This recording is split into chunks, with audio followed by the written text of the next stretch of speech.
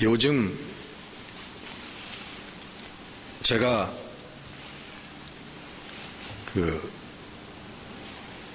많이 유치해지는지 연속극을 이렇게 봐도 자꾸 눈물이 나오고, 그래서 어떤 분들은 그 나이 먹어가면 다 그렇게 된다 뭐 그런 얘기도 하십니다만은, 지난 추수감사절 때 쉬면서 연속극을 하나 봤는데 금빈가 한 어린아이가 나오는 연속극을 봤는데 어떻게 그 어린아이가 연기를 잘하는지요. 여러분들은 다 못 보셨죠?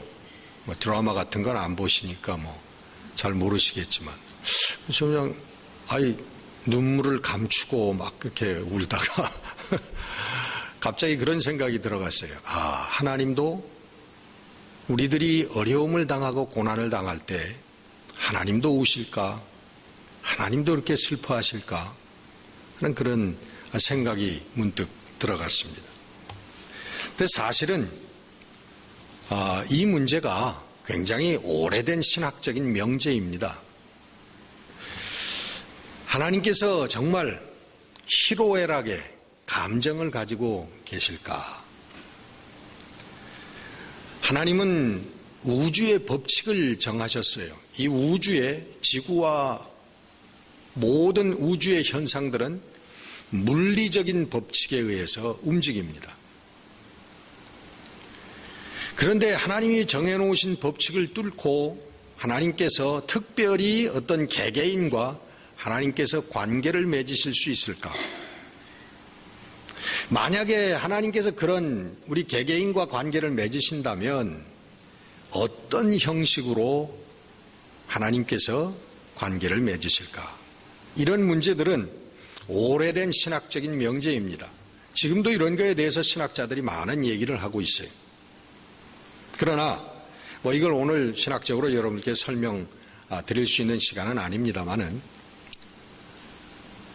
제 신학을 하고 제 친구 중에서 아주 신학 박사가 된 그런 사람이 있는데, 만나보면 이 감정을 갖고 계시고 우리 성도들 개개인과 관계를 맺는 그런, 다시 말하면 인격적인 하나님이라고 그러죠. 그것을, 그 인격적인 하나님에 대해서는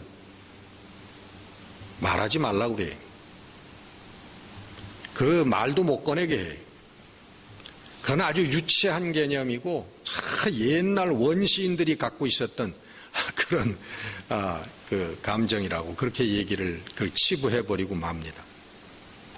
근데 그뿐만 아니라 많은 지성적인 그런 신앙이들 가운데서도 하나님께서 정말 희로애락의 감정을 갖고 우리 개개인 성도들과 인격적인 관계를 맺으시는 하나님인가라고 하는 것에 대해서 의구심을 갖고 있는 사람들이 굉장히 많습니다. 그러나 성경은 신구약 전체를 통해서 여러분들이 잘 아시다시피 바로 인격적인 하나님을 우리들에게 말씀하고 있습니다.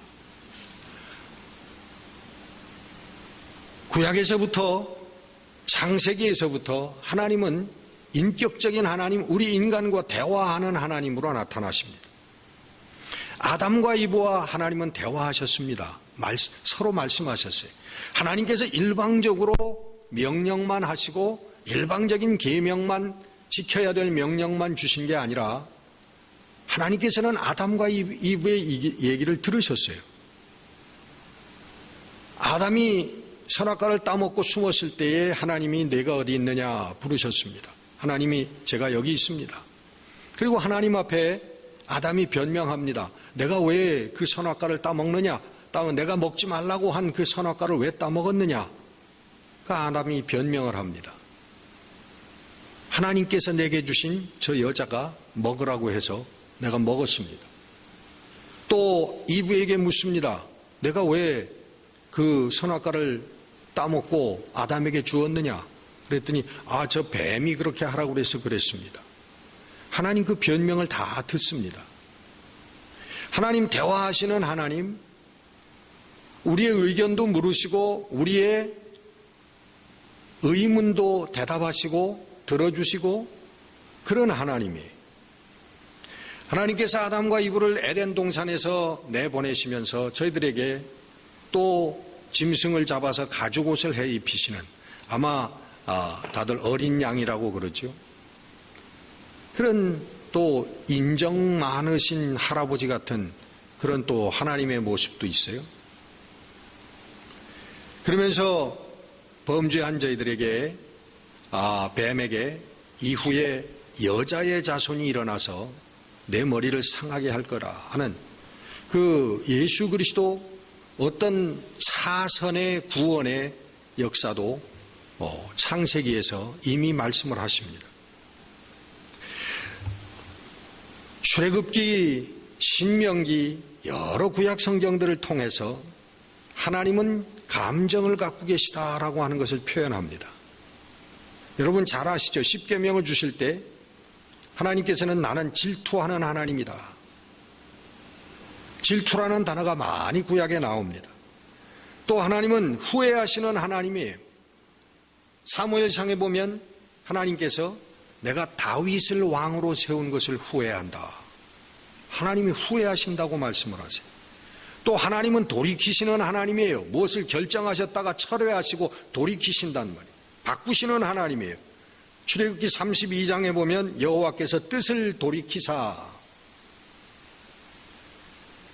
말씀하신 화를 그 백성에게 내리지 아니하시니라. 모세가 산에 올라가서 호렙산에서 하나님의 계명을 받고 오랫동안 내려오지 않기 때문에 백성들이 금송아지를 만들고 우리를 인도할 모세 대신에 신을 만들자 하나님 앞에 범죄합니다.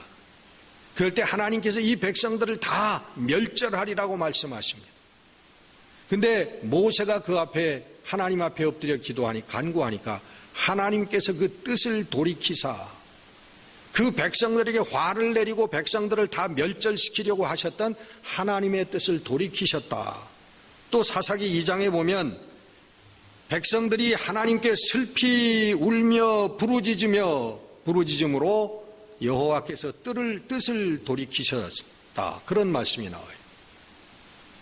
그 이후에도 또 뜻을 돌이키셨다라고 하는 것들이 몇 군데 더 나옵니다.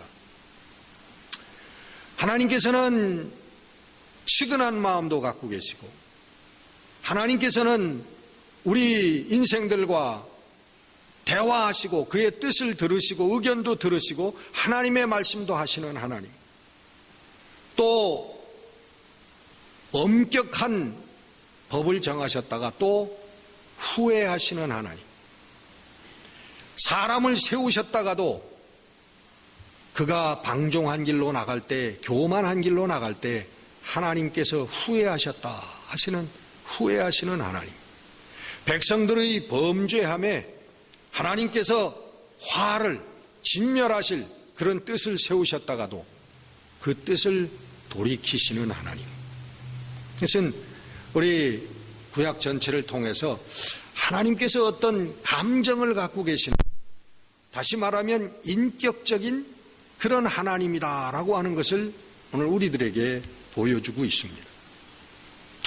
오늘 신명기 본문 11장에도 보면 하나님께서 그렇게 말씀하십니다. 내가 너희들 앞에 복과 저주를 내가 두 길을 놓는다. 그 두 길은 너희들이 내 명령을 잘 지키고 나를 따르면 내가 너희들을 축복할 것이고, 너희들이 나를 따르지 않고 다른 신을 섬기면 내가 너희들에게 저주를 내릴 것이다. 그런 말씀을 하십니다. 하나님께서 어떤 법을 정하시고 법을 선포하시고 그 법에 대해서는 조금도 움직이시지 아니하시는 엄격하신 하나님, 하나님의 법을 위배하면 무조건 쳐 죽이시고 자손 3, 4대까지 벌을 하시는 그런 무서운 하나님, 엄격하신 그런 하나님 같아요. 그러나 여러분 깊이 들여다보면 그 하나님의 명령이라고 하는 것은 우리의 인생을 진리의 길로, 다시 말하면 하나님의 생명을 얻는 길로 우리들을 인도하시기 위한 그런 하나님의 명령이라고 하는 것, 하나님의 율법이라고 하는 것을 우리들이 깨달을 수가 있는 것입니다. 구약의 율법은 3,500년 전, 4,000년 전 사람들에게 하나님께서 주신 최선의 사랑의 방법이었습니다. 여러분 가만히 생각해 보십시오. 지금으로부터 한 3,500년, 4,000년 전, 아니 더 거슬러 오서 한 5,000년 전, 그 사람들을 우리가 뭐라고 부릅니까? 이 거의 원시시대 사람들이라고 부르잖아요.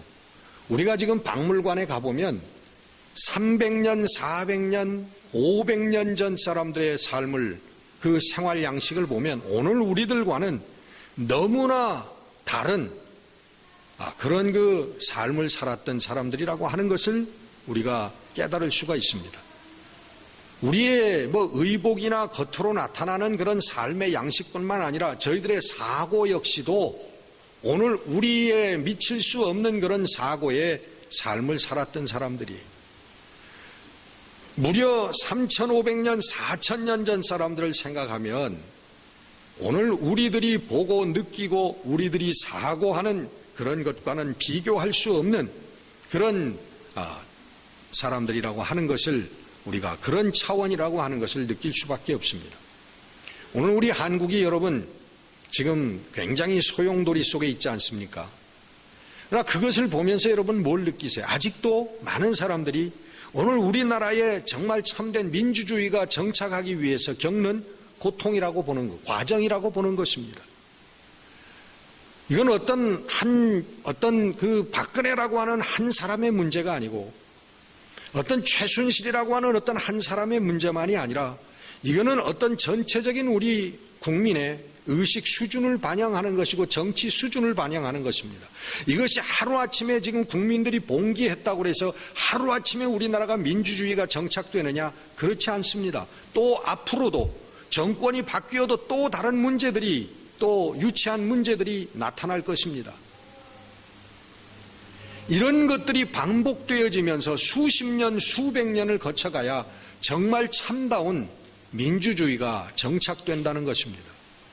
여러분, 정치제도 하나도, 우리가 이상적으로 생각하는 정치제도 하나도 수십 년, 수백 년이 걸려서 정착이 되는데 하나님의 생명의 길, 하나님의 진리의 길, 여러분 이것이 한순간에 인간들에게 말해졌다고 해서 그것이 이루어지겠느냐는 것입니다. 이해되어질 수도 없고 알 수도 없고 정착되어지도 않습니다. 인생들이 그 길을 걸어가지도 않습니다. 하나님께서 3,500년, 4,000년 전에 하나님께서 이 주신 율법은 오늘 우리가 바라보면 유치한 점도 있고 하나님이 이렇게 하셨나라고 하는 생각도 할 수 있지만 그러나 그들에게는 하나님께서 주신 최선의 사랑의 방법이라는 것, 저희들을 구원하시기 위한 최선의 방법이었다는 것입니다. 하나님께서는 누가 했는지는 모르지만 그런 말씀이 있어요. 하나님께서는 시대에 따라서 옷을 바꿔 입고 사람들에게 나타난다. 그런 말씀을 하십니다. 하나님은 변하지 아니하시지만 시대마다 나타나시는 하나님은 하나님의 옷을, 다른 옷을 입고 나타나신다는 거예요. 여러분, 오늘 컴퓨터를 사용하는 우리 사람들에게 하나님은 달리 역사하시는 것을 저는 압니다. 옛날과 같지 않으세요?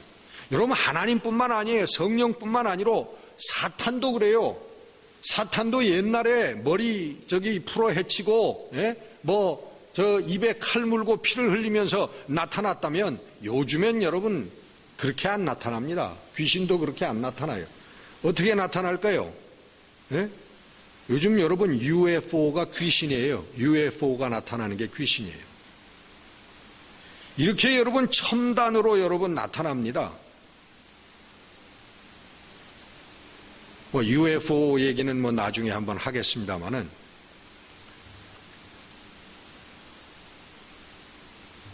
그래서 우리 하나님께서는 3,000년, 4,000년이 지난 다음에 몇천 년이 지난 다음에 예수 그리스도를 보내신 거예요.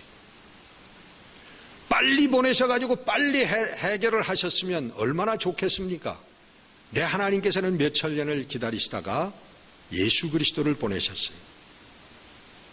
그래서 예수 그리스도를 통하여 누구든지 하나님 아버지를 발견하면 누구든지 새로운 생명을 얻는 새로운 구원과 자유의 지평을 열어주셨다는 것입니다. 여러분, 하나님과 예수님 말씀하신 하나님 아버지의 차이가 뭔지 아십니까? 하나님과 예수님이 얘기하신 하나님 아버지의 차이점. 여러분, 우리 인류가 가지고 있는 모든 종교는 다 하나님이 있습니다. 이슬람에도 하나님이 있고요. 하나님이 없다고 얘기하는, 절대자가 없다고 얘기하는 불교에도 사실은 하나님이 있습니다. 이슬람은요, 여러분, 우리가 요즘에 점차적으로 이슬람에 대한 그 이해를 넓혀가고 있습니다만은, 이슬람의 하나님은 알라라고 하는 이름을 가지고 있습니다. 근데 그 알라는요, 온전히 거룩하고 완전하여서 우리 죄악된 인간들하고는 관여할 수가 없는 신입니다. 그래서 저 높은 곳에 그 알라는 홀로 계세요. 우리 이슬람 그 백성들이, 이슬람 신앙을 갖고 있는 사람들이 하루에 3번, 하루에 5번씩 궁둥이를 하늘에 고추 세우고 절을 하고 예배를 드리고 기도를 해도요, 거기에 대해서는 절대 응답하지 않습니다. 응답하실 수가 없어요, 알라라는 신은. 왜? 우리 죄악된 인간, 죄악이 있는 이 세상하고는 관여할 수가 없는 그런 하나님입니다, 알라라고 하는 신은. 그래서 이슬람 백성들은 기도할 때 알라의 응답을 위해서 기도하는 게 아닙니다. 그저 알라의 영광을 찬양하고 하나님의 그런 영광을 노래하기 위해서 기도하는 겁니다. 그들은 기도문들 그냥 그렇게 외우는 거예요. 찬양을, 기도문을 외우는 거예요. 여러분, 불교 잘 아시지만 불교에는 우리가 내가 부처다, 깨닫는 자가 부처다 그러잖아요. 절대자가 없다고 얘기합니다. 우리가 거기까지 올라가는 거라고 얘기를 해요. 근데 그들의 하나님은 뭐냐 하면 업보라는 하나님이 있어요. 그게 정말 불교의 그 신앙을 갖고 있는 사람들은요, 사람이 맞아 죽어도 어린아이가 유괴돼 가지고 살해를 당해도 다 업보라고 얘기합니다. 전생에 지은 죄가 많아서 그렇게 되는 거 하나도 불쌍한 게 없어요. 다 지 죄값을 치르는 거라고 얘기하는 겁니다.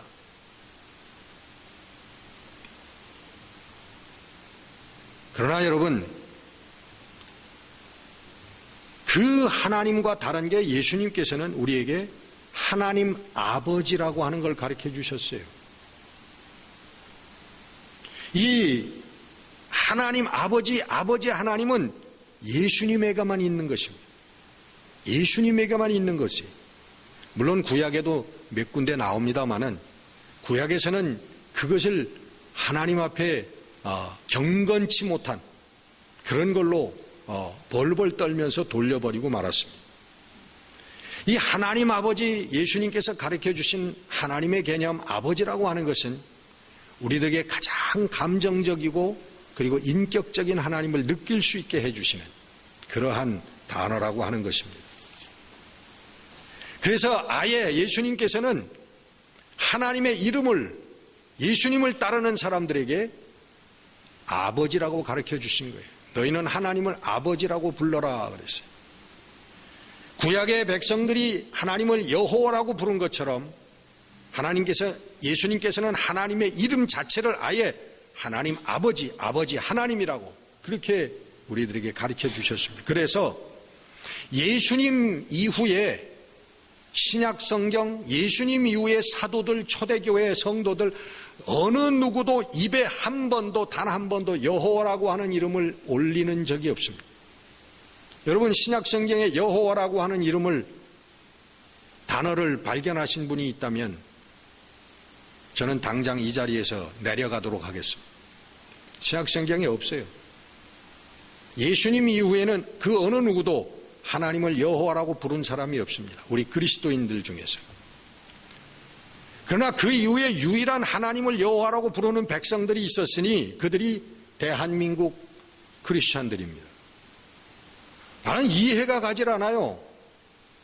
우리 한국 사람들만 하나님을 여호와라고 지금도 부릅니다. 나 이해가 가질 않아요. 왜 그러는지. 사도 바울도 베드로도 요한도 야고보도 그리고 초대교회 성도들도 빌립 집사님도 스데반 집사님도 아무도 하나님을 여호와라고 부른 적이 없는데 오늘도 강대상에 올라와서 여호와 하나님, 우리 한국 크리스찬들만 그렇게 부른단 말이에요. 유독. 여러분 고치셔야 됩니다. 우리는 그리스도인들이고 우리는 예수 그리스도께서 가르쳐 주신 하나님 아버지를 우리 불러야 되고 그 아버지와 관계를 맺는 사람들이라고 하는 것입니다. 요즘 사실은 성서적으로나 신학적으로 깨닫지 못한 이 복음성가를 쓰는 사람들, 찬송가를 썼던 사람들이 그 찬송 구약에서 은혜를 받고 구약에서 영감을 받아가지고 여호와라고 하는 단어를 노래 가사 속에 넣기 때문에 오늘날 우리 한국 크리스찬들이 여호와를 자꾸 부르고 찾게 돼요. 그러나 여러분 그건 잘못된 것입니다.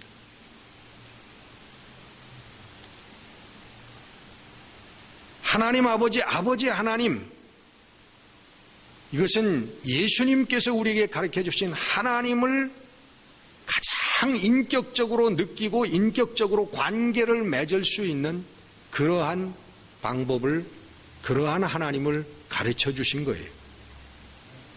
이것이 바로 그러므로 말미암아 우리가 우리 아버지 하나님과 에덴에서 다시 살게 되어지는 에덴의 회복의 역사가 일어나는 것입니다. 오늘 우리 성령께서 오신 우리의 심령이 아버지 하나님과 에덴에서 함께 대화하며 물으며 들으며 사는 그러한 에덴의 회복이 일어났다는 거예요.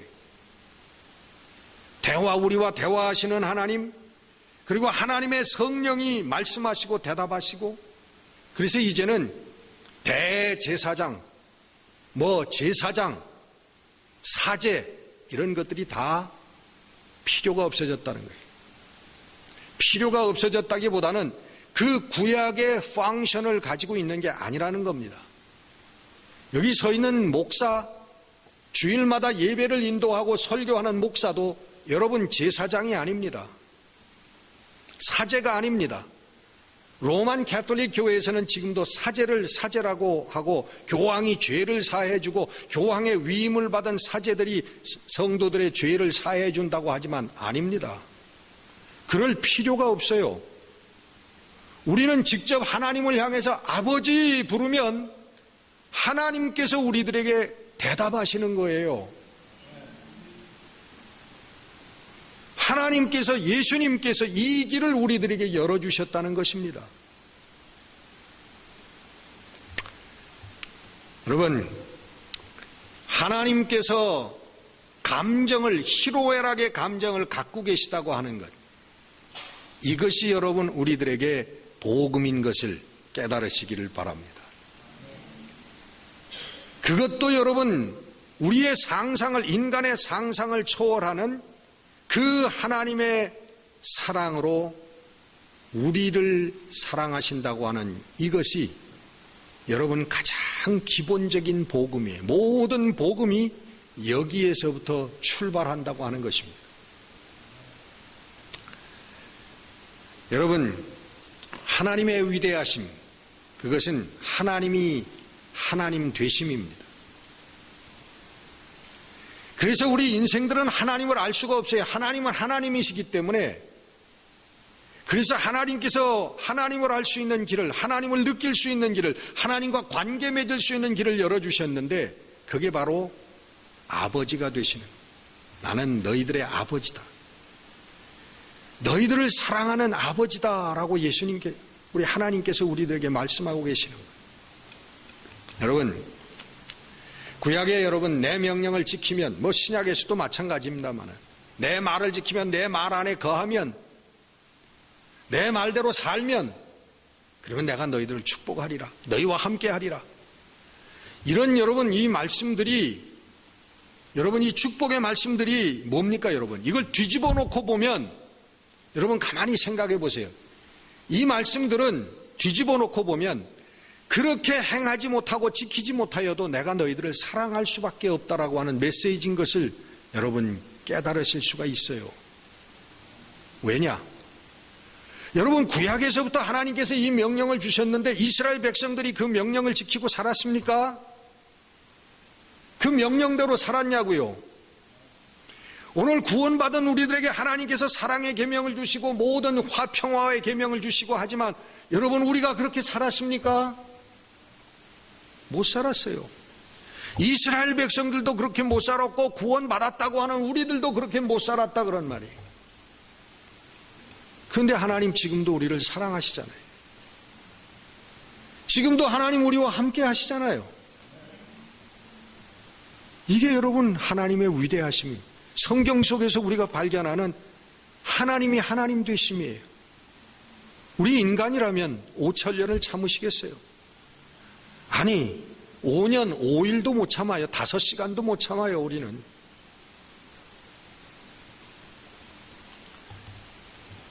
여러분 하나님이 사랑의 감정을 가지고 계시고 그 사랑으로 우리를 끊임없이 우리를 향하고 계시다고 우리를 사랑하고 계시다고 하는 것이 여러분 이것이 복음인 것입니다. 이 복음의 삶이 여러분에게 임하셔서 그 복음 가운데서 여러분 정말 자유하고 기쁜 삶을 살 수 있는 여러분들이 되시기를 주의 이름으로 축원합니다.